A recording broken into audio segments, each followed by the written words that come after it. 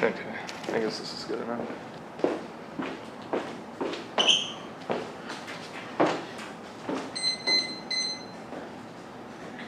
Alright. You good, David? Yeah. Cool.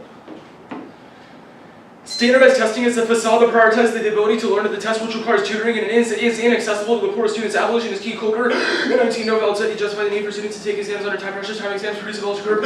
Expressing socioeconomic status, it would be easier to just ask students their income and handling the score rather than the straight up required to overcome the lack of privilege on these exams. When applicants take optional methods, they place themselves at a competitive disadvantage. Absence of score signal and applicant scores are well below the median. Despite test optional intensity, universities require the importance of standardized exams because scores are part of the ranking system. Universities are mindful of the big role that the test scores play in helping them maintain a big rank. Life is not a sprint, and college admission should not be one either. And standardized tests are racially and socioeconomically biased. Gold Farb and 14 SAT scores are highly correlated with income. Students from families earning more than 200,000 average, 1,714, while students from families earning under 20,000 average, 1,326. Students from educated families do better. Student with a parent with a graduate degree scores 300 points higher. Asians and whites get much higher scores than other ethnic groups. Asians top the test with 1,645, while African Americans record the lowest with 1,278. Taking the PSAT once or twice tends to lead to a higher score. Students who don't take the PSAT have 1,409. And standardized tests are willed to exclude qualified minorities in favor of rich white kids. Carnival, PhD, et al. In 18 doors of colleges are open wider to white students. The vast majority of Black and Latino students are enrolled in overcrowded and underfunded open access colleges. The SAT and ACT are getting more white than they actually deserve. Tests reflect earlier schooling upbringing. Scores are a means of laundering race and class inequality behind a scientific facade of quantitative metrics. In 2014, 341,000 Black and Latino seniors scored above average, but only 90% attended a specific college.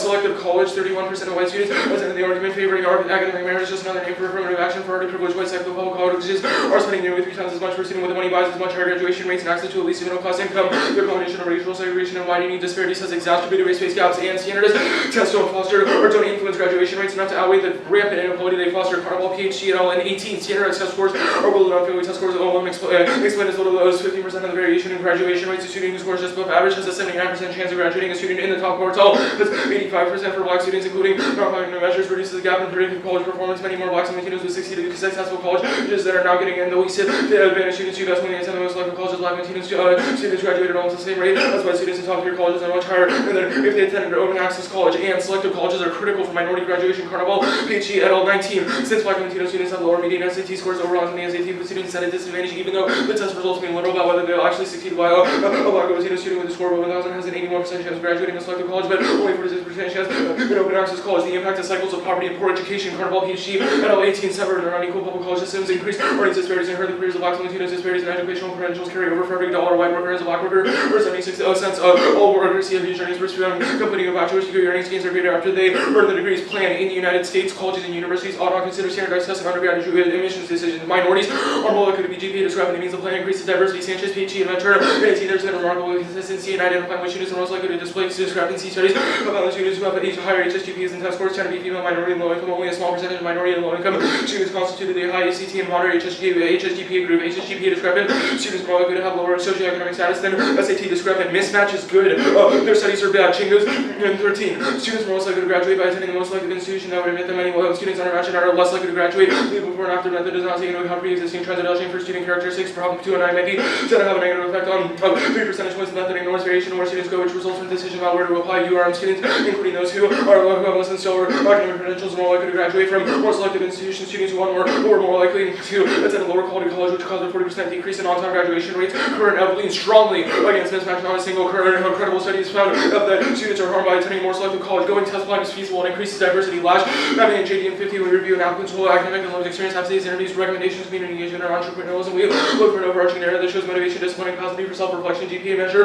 performance over a range of courses, and time class diversity increased to 31%, up from 21%. The percentage of students who were first generation rose from 12% to 18% without scores. Every other detail became more vivid and more complete portion that we had seen before. The absolves anxiety caused by tests. Harlow, PhD, and 19 many in the field of cognitive science believe these exams should matter more than time evaluation of problems and don't provide an accurate view of real knowledge or potential. Anxiety illustrates the underlying problems. So many factors affect the exam scores and aren't really what we want, what we measure. Current standards are missing large-scale application of cognitive science, technology, and rich learners data that helps adapt the combination of cognitive science and technology can help us learn more effectively. Cognitive scientists have spent decades rigorously mapping out the most efficient techniques to build long-lasting memories, as well as the identifying common approaches which lead to poor retention problem in the ACT and SAT. Today, the ACT and SAT matter a lot, but as learning tools and data continue to improve, they shouldn't. The real tests will be objectively tracked. Long-term knowledge and understanding data will only increase, and standalone tests will matter less. Eliminating standardized test fuels a significant blow to educational inequalities. The ACT and AT, based on decades of compelling historical, statistical, theoretical, and educational research, the ACT, SAT epitomized institutional discrimination, vested interest will protest more ways over the status quo as a successful national movement to eliminate standardized tests for admissions, which check against prevailing inequality and injustice. No single alternative would do more. First, by eliminating the greatest barriers to access and affordability, and second, by fostering a learning environment which diversity of intelligence and life experiences is respected and not solve all our problems. It would be a significant leap in the right direction and inspire additional social change, expansion of opportunity, diversity, and reintroduction of primarily reliance on sensitive and skilled scholarly judgment. And the plan results in more rigorous applications that boost the effectiveness of admissions decisions. McCubbin, PhD and AT, and Rumpel model when a college takes time to distinguish themselves and makes it easier for students to identify fit. This trend has been too homogenized in order to weed through them and predict the load application point over one readers who must read on who must rely on standardized tests. If answer deficiency is not easy, it is intentionality. School can identify what unique qualities make a student successful and craft after identifying those. The school may see a decrease but yield increase. The negative evidence misses the boat. A slight decrease in GPA predictability doesn't outweigh the systematic exclusion of low-income and minority students. McGuire 18 summarizes the debate about trade-offs in alignment with your institutional missions and values. Requiring tests is a smart policy if your institutional policy prioritizes maximizing GPAs. If on the other hand your institution sacrifices a small amount of GPA performance for greater diversity and socio-economic access. Yes. Okay. Alright. Everyone good? Mm-hmm. Alright, so let's start with the GPA better metric. Why is this true? What card are you talking about? Which card? Is that the Sanchez and Materna? Yeah, the Sanchez and Matter card. It says that people who are minority, low income, or female tend to have higher GPAs relative to what their SATs would predict. So Okay. it means that they get admitted more. Okay, so is this assuming a world of like test blind schools? Or Tests, schools just don't consider tests. okay, cool. And so do they does this study really consider for overlaps in like female, minority, low income? I think the study is identifying a broad group of categories that might fare better if GPA was something that was used in consideration instead of SAT. Okay, cool. Let's go to the framework of the round. So like, is the AC consequentialist? Yes. Okay. Let's go back to the Goldfarb card, right? Yeah. So when's this card from? 2014. So sure, and the SAT was like overhauled and completely redone in that year as well, right?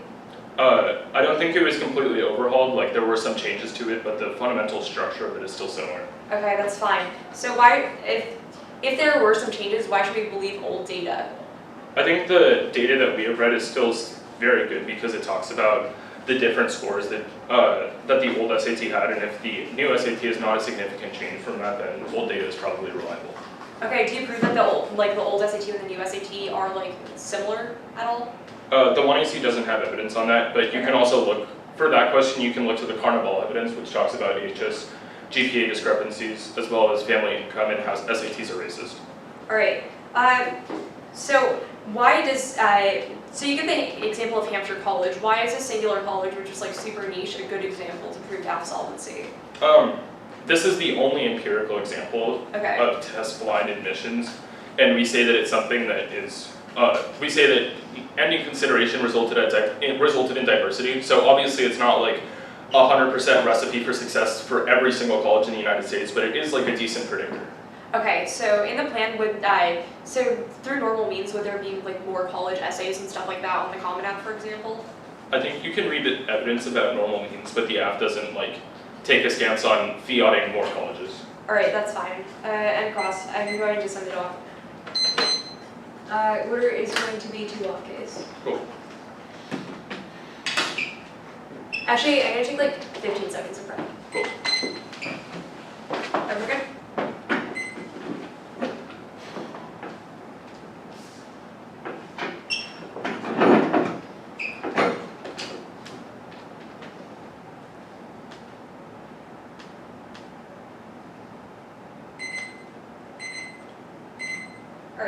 Alright, I'm gonna send it, it's gonna be 2 off case.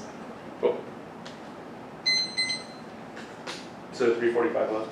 Yeah. Cool. Let me just write that down.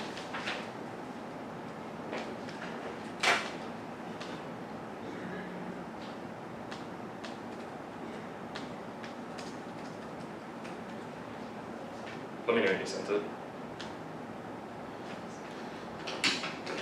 That's a stock call. Okay, perfect. What's it? I'm just talking to myself. Maybe it's a stock call. So Oh, sure.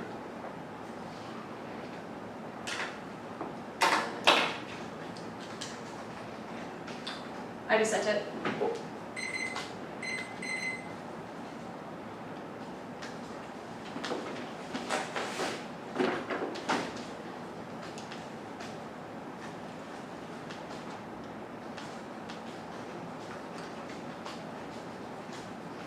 Let me know when y'all are good.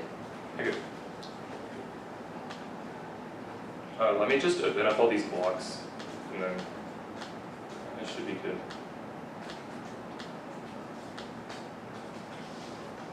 Alright, I'm good. First is the econ decide. The U.S. economy and specifically labor are stronger and successful than of MSG 19. Fleet survey of 90% of the U.S. economy reported that over continued to grow the activity of the sector as a whole, indicating uninterrupted growth of the encouraging set for employment that is the freshest snapshot of the U.S. economy. Jobs as a whole, and credit cards to directly underpin consumption. The real unemployment rate is 7.1%. Thanks to worse, if you consider that only 63% of the U.S. civilian labor force is in the labor market, while 96% of Americans are wasted resources. It seems that jobs are plentiful with some sectors of the economy reporting labor shortages. And standardized test scores are the best metric to admit successful applicants. Draw 12. There is robust literature that supports the use of SAT scores, best predictors of college level performance, or standardized test scores having an SAT bottom line. Assist in the process of discovering worthwhile applicants. There is also an experimental by completing standardized exams, numerous studies to support experience, exposure results, as ability to predict student performance, can improve students' ability to predict graduation rates, and accurately predicting college readiness is critical. Failure to build the skills needed for an educated workforce guarantees economic decline. Fully 17. Proximate critical issues providing employers with their workforce that it possesses the skills needed, possesses the skills required for the specific job available. That need for skilled workers dovetails the existence of higher education. The impact of higher education extends beyond students to overall community vitality as a trickle down effect of which keeps the business viable and prevents economic decline. And economic decline causes new war, collapses faith and deterrence. Tonneson 15. A combination of deterrence and economic independence may reduce the risk of war between major powers. Negative trade expectations made in our intentions that increase the risk of conflict decisions are taken by very few people. If leaders anticipate decline, they may contemplate the use of force and refuse to be deterred by nukes or economic calamities. Change in the world economy renders state more precarious and have unforeseen consequences, with nuclear deterrence remaining the only factor to protect the world from Armageddon. And unreliable certain deterrence loses credibility. This combination may prevent world leaders and nuclear nations to accept the risk entailed by depending economically. Next off is a counterplan. Counterplan text. In the United States, at least one official standardized college admissions test ought to be administered per year during normal school hours, free of charge to all high school students. SAT, ACT are all results comparatively better than results gap in preparation and connect low-income students to resources to attend better colleges and maintain objective standards that can't easily be manipulated by wealth. Why 19? If the goal is to help all students get into the best colleges they can, we should consider SAT, ACT for all universal requirement that are taking standardized school admission tests free of charge during school hours. This would help far more than limiting test. Simply taking a test increases scores. The value of universal testing is supported by economy with high ability candidates from disadvantaged backgrounds could be advised on financial aid to attend better schools. The combination of their abilities and college education to make them very likely to climb the socioeconomic ladder. Standardized test scores are more objective, predictive, and verifiable than any other criteria. And the counterplan is the best venue to resolve any inequality. Normal means of implementation rectifies any solvency deficit. Or what's it all 15? We revise the NCLB accountability plan with the intent of using SATs as a formal assessment to remove any potential barriers, making took several steps to maximize testing percentages and state transfer all public high schools and SAT testing centers. School districts were provided with funding for school buses. Students were offered online courses for both the PSAT and the SAT to increase student preparation, and backwards and lunch were offered. And your results main proofs that mandatory SATs increase college enrollment by 10% by motivating them to apply, rectifying barriers in testing and increasing exposure to the test was mitigate socioeconomic disparities. For what's it all 15? Several states have adopted a college entrance exam as their statewide test means mandatory SAT policy helps students unaware that the SAT is an additions requirement, or they view the cost and time commitments as prohibited. Students from low-income households and similar college aspirations from neighboring high-income students for their familiarity similar college-going patterns of opportunity to take the SAT as students in high school results in an increase in testing fee. Students may be pleasantly surprised by their scores, which may convince them to apply and enroll in college with lack of information and support. Often leads to undesirable college application enrollment decision. Mandating college entrance examinations may help shape college-going colleges. For-year college enrollment rates among main public high school seniors increased by approximately 3 percentage points. College entrance examinations represent an important hurdle in attending post-secondary institutions. Making these examinations mandatory for all high school students may be cost-effective way of including more students to participate in post-secondary education. Now, in case framing. Ethical policymaking requires calculation consequence. Actually, skip this word. Magnitude is key. Probability focuses anti-democratic. The illusion of objectively low risk is used to dismiss legitimate public concerns and conceal uncertainty. Schrader for 1091. Consequences are more important than probabilities, since the rational rule even with a small probability, a person would be rational in a refusal to apply to maintain that the probability is relevant, and any fatality would be might be too high. The disagreement over private jobs has just been caused by intuitive estimates of unreasonably high risk or reasonable and disagreement jobs by probability of assessment has been an arcane expert process, believing that the public overestimates the risk probabilities, such as for nuclear accidents, tendency to overemphasize purpose of risk probabilities because hand in hand with tendency to define ethical issues in real technical emphasis helps discuss exploitative way and dismisses irrational and scientific challenge values real concerns of a layperson can be dismissed as subjective. Now in Sum itself. One, turn high school grade inflation gives white and affluent students massive unfair advantage to college admissions to bar routine. High school grades are inflating at a rapid pace, but unequally grade inflation perpetuates traditional inequalities. Whiter, more affluent private schools receiving far more grade inflation than higher minority poor and public schools. Private schools grades are inflating at 3 times the rate of public. Private schools have a financial incentive to please parents in a way that public schools do not. White and affluent parents enjoy greater social capital and thus have greater ability to pressure teachers. Incentives for teachers of wealthy and white students will only become more obvious as the top gets more intense. Children across the evidence across the 1AC that says that GPA is a fair metric of status because this evidence specifically does not measure private school versus public school, but measures as a whole. When more people go to private school, more people go to public school and private school, so the results don't make any sense. 2, turn. SAT may not be perfect, but it's only objective metric. All of the factors in consideration, like extracurriculars, athletics, interviews, and GPA can be manipulated by wealth. And SAT tutors represent only moderate gains. Why 19? Any system can be given if related to eliminating the SAT when it solves the problem and make it worse by removing the objective admissions criteria that can both provide chronic increased social mobility. Some of the mantra that's in rights measure wealth researchers that the SAT and AC touch on predictive success in college even after accounting for students that socioeconomic status. If the SAT were nothing but a wealth test, then consumer returns would not have to achieve worry about percent of campaign to remove standardized tests. This would increase the importance of extracurricular activities, interviews, and athletics, and wealth provides options for giving these metrics even grades. Maybe not be immune GPAs are inflated in the richest parts. Highly paid tutors make bold claims, but there is no evidence that coaching can reliably provide more than a modest boost to points or accepted than the difference between your careers and Boulder ACT. The SAT and ACT have tremendous value because they are uniform and objective predictive ways to compare candidates with varying backgrounds. SAT scores don't block students from elite colleges. For every limited student whose score keeps them at, there's another student whose SAT gets them in. Test optional does not seem to have increased student body diversity. 3, turn. The privilege or even actually skip this. 4, these issues don't need to standardize testing. They plague the entire education system. It's hardly reason to do away with it altogether. To 18. SAT results reflect a symptom of larger inequality and not a bias as much overall ability to control black students do just as well as white on the same items as poor students and wealthier ones. Although parents can hire a wide variety of choices and tutors for their children improve their game performance and sports ability and extracurricular activities, all of which impact their chances of college admission. Coaching is thus far from a problem with testing alone. 5. The current SAT creates a level playing field and provides free way of low-income students. Quote solved. To take that goal for part of this from before the SAT change, rising 14.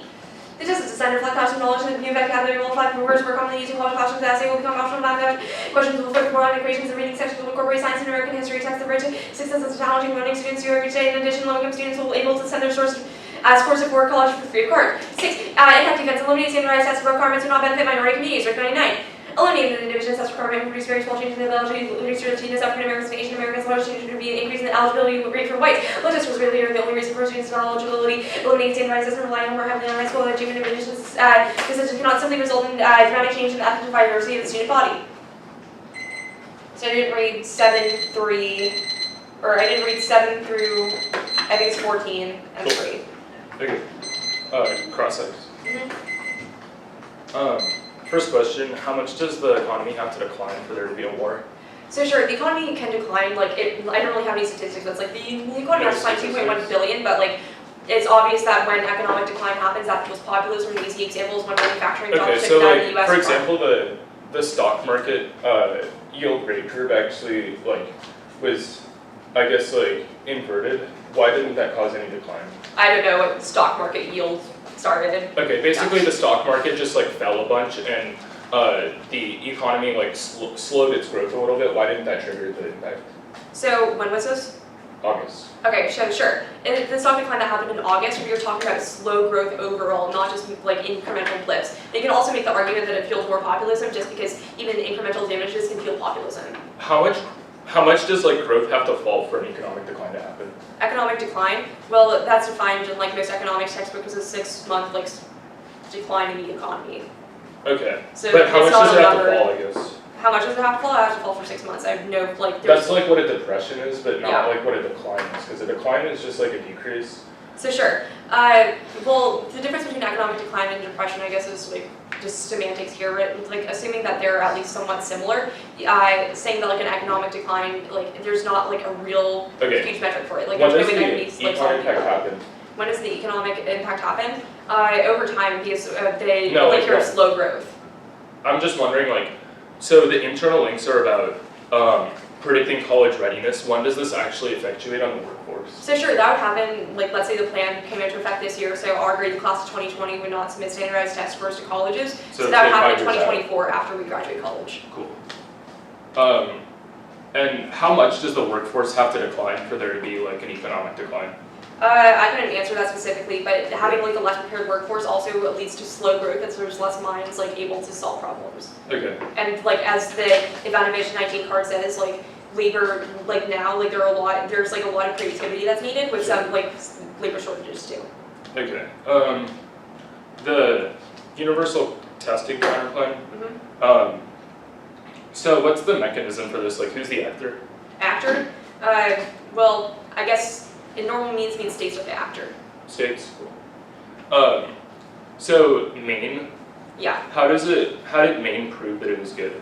So Maine proved that it was good because there was. This talks about alternative causes like providing breakfast and lunch. Yeah, so sure, that's part of normal means as well. Why is it part of normal means? You don't feel that. Well, yes, it is because we show that in the United States, at least one official standardized college admissions test ought to be administered for your during school hours, free of charge to all high school students. So free of charge would also say that that's like students during those days would usually have to buy breakfast and lunch, and usually have to pay money for gas, either for transportation to school, pay for a school bus, or like regular public transport. Okay, great. I'll take breakfast.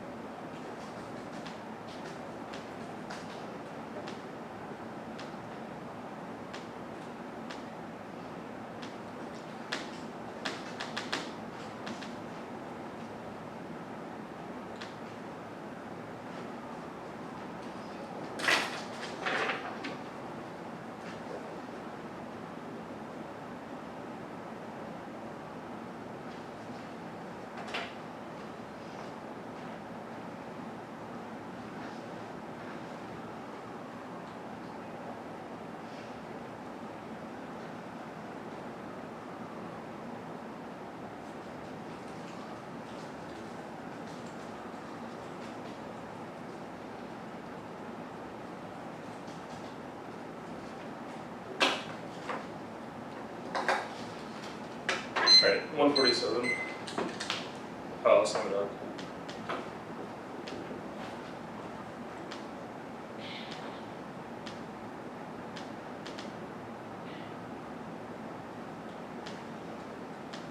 What's the order going to be?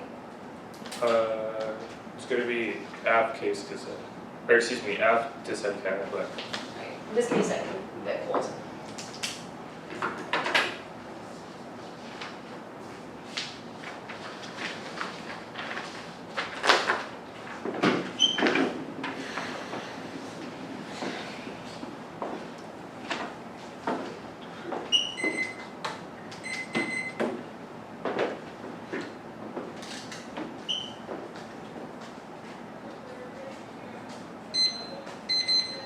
You. Huh? You good? Yeah. David? Yeah. Cool. Standardized test is biased and prevents minorities from accessing higher education. The impact of cycles of inequality and earnings disparities, which spills over to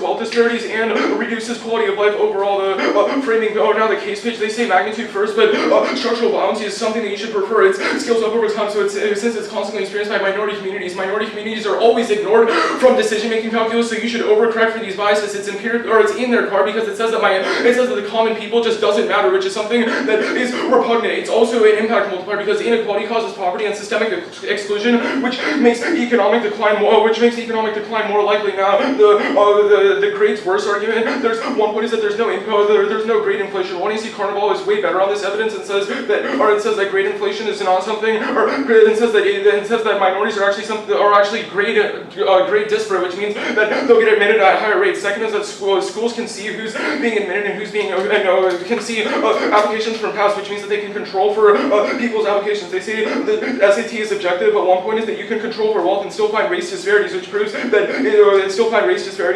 it's never objective and it's definitely racist. Second is that universities can just control for wealth, which solves and they do control for wealth, which solves this impact. It is unique to testing. The SAT is uniquely racist because what it tests, like vocabulary and reading and cultural experience, are not things that are accessible to black people because they're focused and modeled after white people. The SAT doesn't solve right now.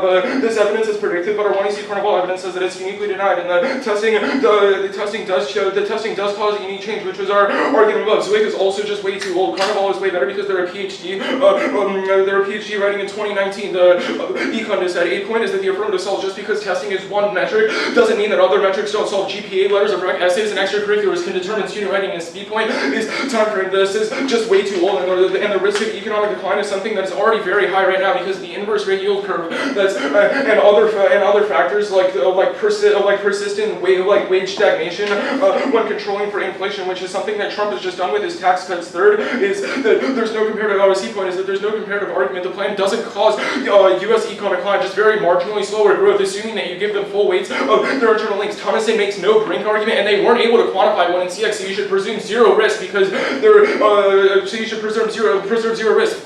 D point, there's no graduation internal link. 1AC Carnival finds the distinction between graduation rates is 79% versus 85%, which is insufficient to trigger the impact. And the E point is that there's no college degrees internal link. Students will just go to less selective colleges, but will still graduate at equivalent rates. Which proves that this dissat is just something that's extremely dumb that you should err against. F point is that everyone gets skills at university, even if you're not someone who's very prepared for college. College can teach you skills that are used in the workplace. The counterpoint conditionality is a voting issue. It skews one year strategy and forces us to argue against ourselves. You should vote negative for deterrence. Alternate agent counterpoints are a voting issue. They're infinitely unpredictable because they're infinitely unpredictable because the affirmative can feel any actor do anything. States is specifically that because it's utopian and doesn't pose a logical decision-making cost to the affirmative, which justifies permutation due to the counterpoint. The counterpoint also just doesn't solve. A point is tutoring gaps where students can still spend all their time prepping with the most expensive tutors, which gives them the leg up. B point is bias questions. SAT uses bias mechanisms to develop questions, which results in self-reinforcing cycles that disadvantage minorities. That was above.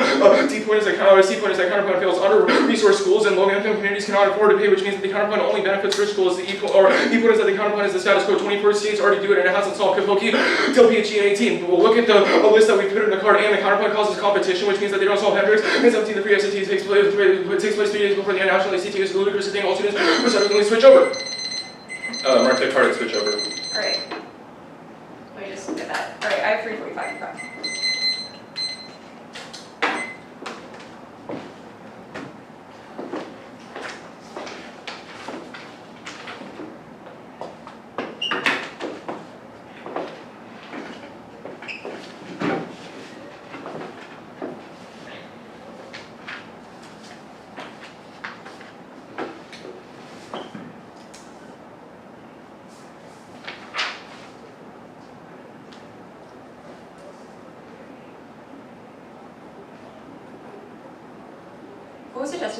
What's your justification for the permutation?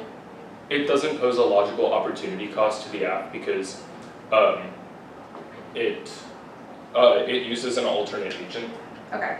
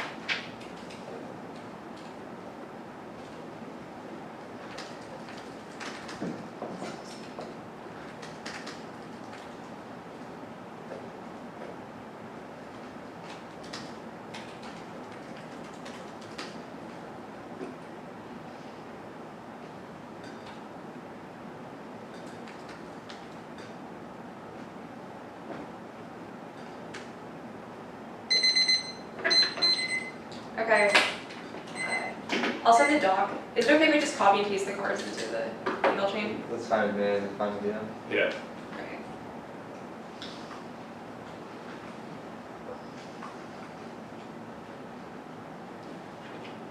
What's the order? The order is going to be decide counterplan codes. Oh.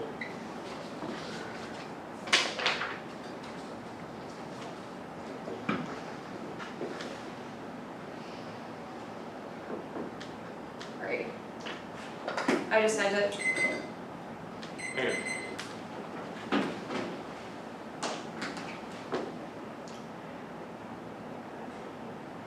I'm good whenever.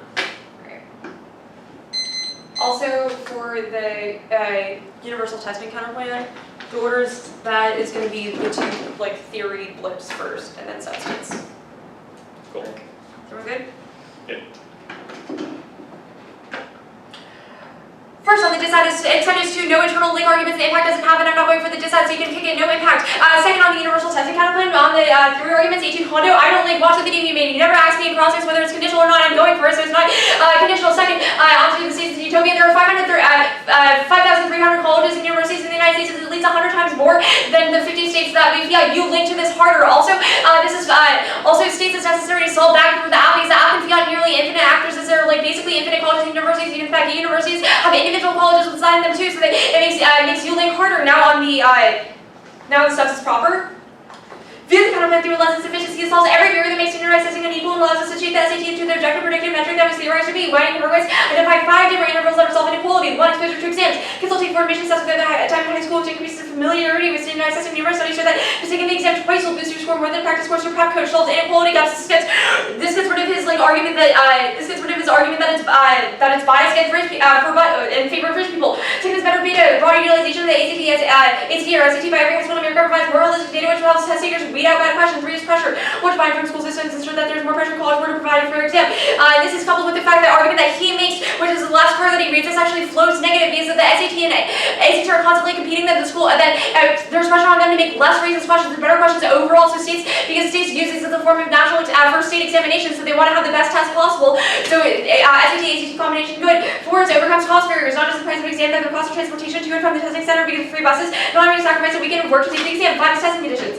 Familiarity in your school environment and provided breakfast and lunch ensure that students are taught to condition to take the exam. And the counterplan is not linked to any of their solvency deficits relating to the quality, accuracy, or fairness of the SAT or ACT. This reform version is not better than the alternatives after lives for college admissions like GPA, which is inflated in rich schools. Interviews which favor both the applicants and extracurriculars, which disadvantage students who can't afford to take time off from work or to travel to Europe to learn about Dante's Inferno. And the counterplan is a good independent of the app because it increases the number of students enrolled in college by 2 to 3% every year without trading off the curriculum or bringing additional unmanageable costs. That's why we are the only people that do this because they're nowhere in the ACT does show that there's more representation in college per year. And the external net benefit turns out always case any theoretical reason that standardized testing is good and achieved by the counterplan is a reason not to ban inclusion in admission, specifically the terms on case show that standardized testing is the best metric to admit people with.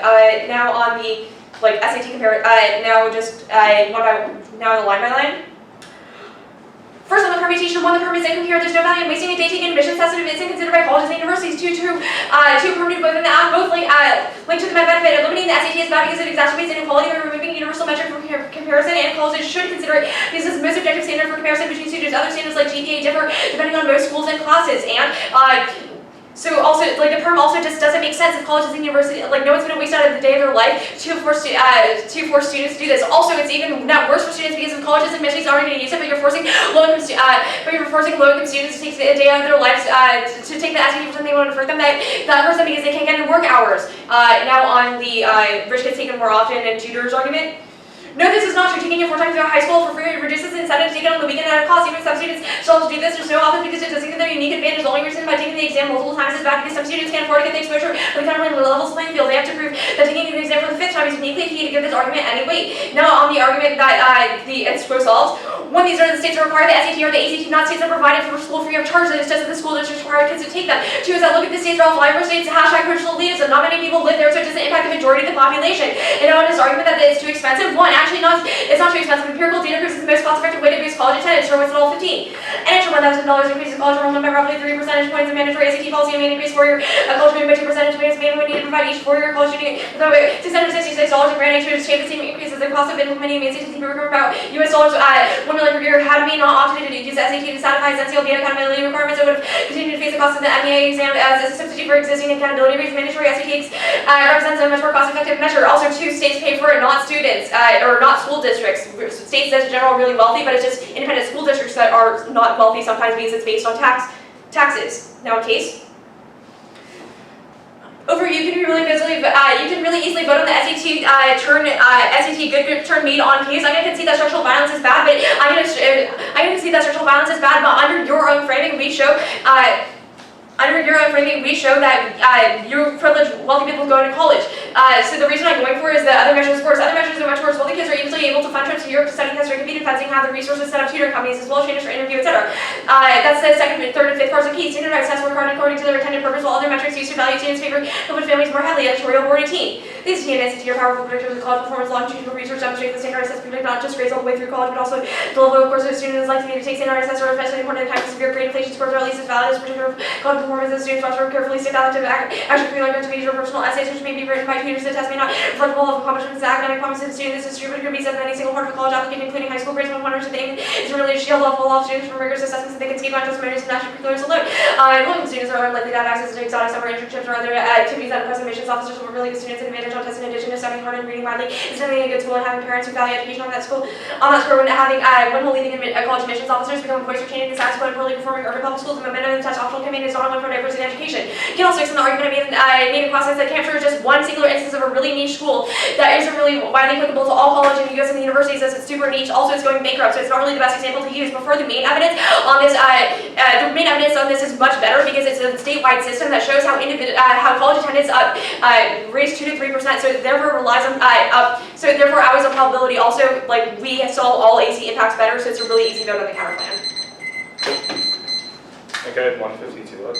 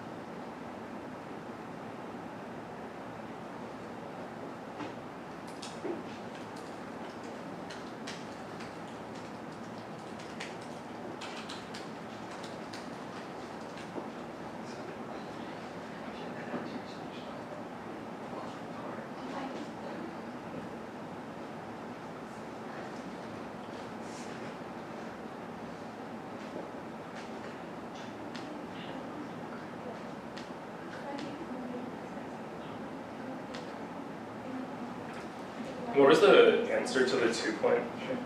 The 2-point, which one was that again? It was that tests are culturally biased. Tests are culturally biased? Yeah, it says that the competition between the SAT and the ACT solves for this. Because they're pressure to make the best questions. Great.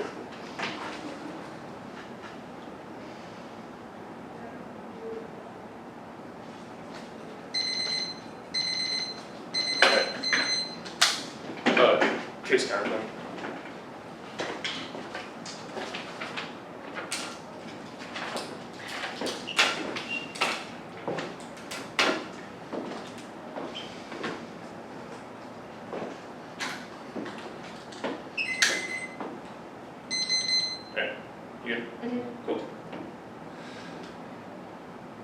Standardized tests are extremely culturally biased. They prevent minorities from accessing higher education. The impact is cycles of inequalities and earning disparities, which outweighs which is something that is far bigger than the negative, because the access that we cause ends up helping people improve their quality of their lives, and then increases their wealth that they can provide for their families. The basic question of this debate is just a counterplan or versus case debate. We just need to win that the solvency deficit outweighs the net benefit in order to win. So the first or the argument that we can go for is that the counterplan just isn't competitive, which is the first argument that we are going for. The first argument is permutation. The first argument is permutation to the counterplan. The counterplan doesn't pose a logical opportunity cost to the affirmative because it doesn't use the same actor. There's no reason why we can't do the affirmative ending standardized testing and providing colleges. It doesn't prove a logical trade-off to their counterplan doesn't prove a logical trade-off to the affirmative, which means that it's very easy to vote affirmative because it's not. It's like not the same actor, so there's no trade-offs, which means that it justifies permutation to the counterplan. The responses aren't really responsive. They just say that it would be good if it was logically, or they said that it would be good if it was logically consistent, but we have argued that it wasn't independently. Here are our answers to that. They say 5,300 colleges are 100% worse, but one point is that 5,300 colleges are something that are 5,300 colleges are something that are predictable because that's what's in the resolution. Our argument is specifically that alternate agent counterplans are something that are extremely abusive because they can be anything from international countries doing things to reduce inequalities, the United States federal government piloting massive reforms that are just outside of the counterplan, which means that the app is always that are outside the scope of the app, which means that the app is just always behind and then always loses to the app always loses to this. They say that it's key to solve infinite college fiat, but you can just read T versus one college app, and we've proven above why it's justified that we get fiat that's based in the resolution. Now back to the case arguments. There are a couple arguments that they made that it just will answer now. They say that other measures are worse, but other measures are worse, but one point is that they do not get new evidence. The private families are they do not get new evidence. It skews the 2 in our strategy, which is something that is unfair because our 1 AR strategy was based upon the fact that their evidence was trash. Second is that their evidence is about test and optional, which means that you should reject it. Hampshire is not a niche college. It's something that empirically proves diversity was increased by a lot. Diversity is something that outweighs because even if there are tons of people that are being included and more people are being sent to universities, diversity is something that should come first because if it's just more white kids that are going to university, then it doesn't really matter that much. Then the cycles of poverty that we're talking about aren't solved, which means that diverse inclusion is something that's uniquely key. They say, the second argument that we were going for is that SAT is inherently culturally biased because the experiences on the test reflect white personality. This is something that the competition can't solve because that's what's happening in the SPO, and it still hasn't solved, and it proves that it outweighs the counterplan because the counterplan is something that is bad and can't solve that. Good debate. Good debate.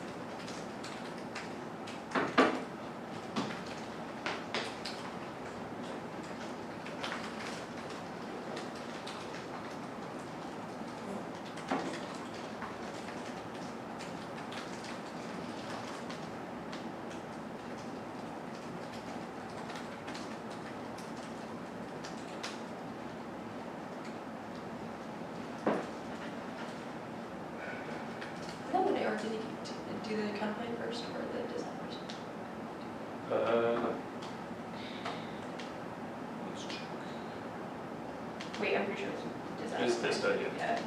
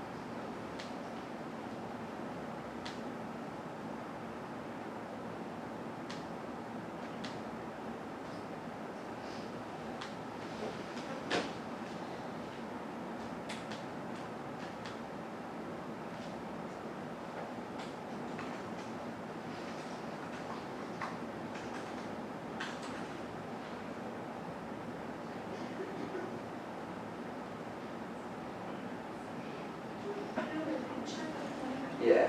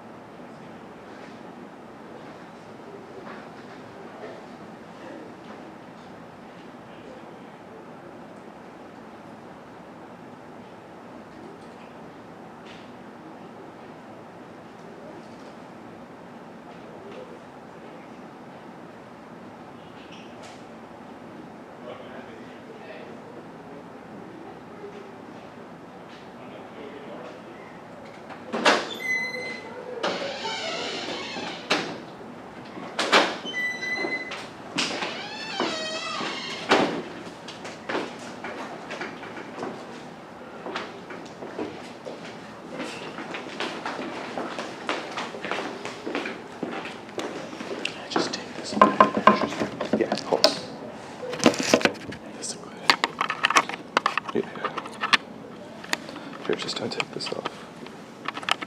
We're doing this right. We just have to like screw this in.